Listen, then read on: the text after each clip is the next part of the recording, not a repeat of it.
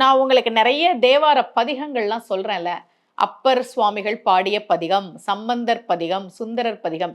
இந்த தேவார பதிகங்களுக்கு எல்லாம் காலத்தால் மூத்தது காரைக்கால் அம்மையார் பாடிய பதிகம். முதலாக பதிகம் பாடி சிவபெருமானை போற்றியவர் காரைக்கால் அம்மையார் தான். அதற்கு பிறகுதான் தேவார மூவர்கள் பதிகங்கள் பாடினார்கள். முதல்ல யார் பாடினானா காரைக்கால் அம்மையார். அதே மாதிரி தமிழ்ல அந்தாதி முறைன்னு இருக்குல்ல, அதை முதலாக பாடியவர் காரைக்கால் அம்மையார். அற்புத திருவந்தாதின்னு பாடினார். அவருடைய கதையெல்லாம் நமக்கு ஏற்கனவே தெரிந்த கதை தான். அவரு இந்த உருவம் எனக்கு வேணாம் அப்படின்னு பேய் உருக்கொண்டு கைலாயத்துக்கு போகும்போது பார்வதி கேட்டாள், யார் இவர்?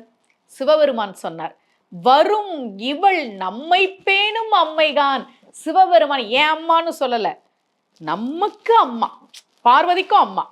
அப்போ சிவபெருமானும் பார்வதி தேவியும் அன்னையாக பார்த்த பெருமை உடையவர் காரைக்கால் அம்மையார். வரும் இவள் நம்மை பேணும் அம்மைதான் உமையே அப்படின்னாரு சிவபெருமான். அவருடைய குரு பூஜை மார்ச் 18ஆம் தேதி நிறைய கோவில்களில் அவருடைய குரு பூஜை நடக்கும். முக்கியமாக காரைக்காலில் மாங்கனி திருவிழாலாம் நடக்கும். காரைக்காலை சேர்ந்த நண்பர்களுக்கு தெரியும். அன்றைய தினம் நாம் சில நிமிடங்களாகவது காரைக்கால் அம்மையாரை நினைக்கணும். ஏன் நீங்கள் பாருங்களேன், இந்த 63 நாயன்மார்களுடைய மூர்த்தங்கள் வச்சுருப்பாங்கல்ல சிவன் கோவில்களில், நான் உங்களுக்கு அதெல்லாம் சொல்லி கொடுத்துருக்கேன். நீங்கள் கோவிலுக்கு போனால் 4வர் சந்நிதி இருக்கும், அங்கே நின்று இந்த பாட்டு சொல்லணும். 63 நாயன்மார்களுடைய திரு உருவம் வைத்திருக்கக்கூடிய இடங்கள்ல குரு பூஜை வர்ற அன்னைக்கு அவங்களுக்கு சிறப்பு பூஜை நடக்கும். இதெல்லாம் பார்க்கணும்னு சொல்லியிருக்கேன்ல.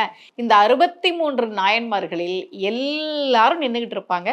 காரைக்கால் அம்மையார் அமர்ந்திருப்பார். அவருக்கு நாம கொடுத்துருக்கக்கூடிய உரிமை அது. அம்மா நீங்கள் உட்காருங்க, நீங்கள் நிற்காதீங்க அப்படின்னு அந்த இடத்துல தான் நம்ம வச்சுருக்கோம் காரைக்கால் அம்மையாரை.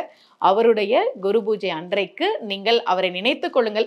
உங்களுக்கு ஜாதகத்தில் குரு சம்பந்தப்பட்ட எந்த பிரச்சனையாக இருந்தாலும் சரி, குரு நீசம், குரு வக்ரம், குரு கிரகணமாக இருக்குது, குரு அவயோகியாக இருக்குது, குரு 6ஆம் அதிபதி, 8ஆம் அதிபதி, குரு சரியில்லை, கேந்திர ஆதிபத்திய தோஷத்தில் இருக்குது. இப்போ தனுசு லக்னம் அப்படின்னா மீனத்தில் குரு இருந்தால், மீன லக்னம் அப்படின்னா தனுசுல குரு இருந்தால் ஆட்சியாக இருக்குன்னு சொன்னாங்க.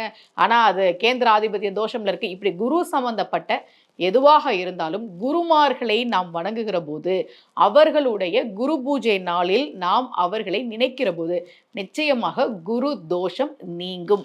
மீண்டும் சந்திக்கலாம். அனைவருக்கும் அன்புடன் சுமதி ஸ்ரீ.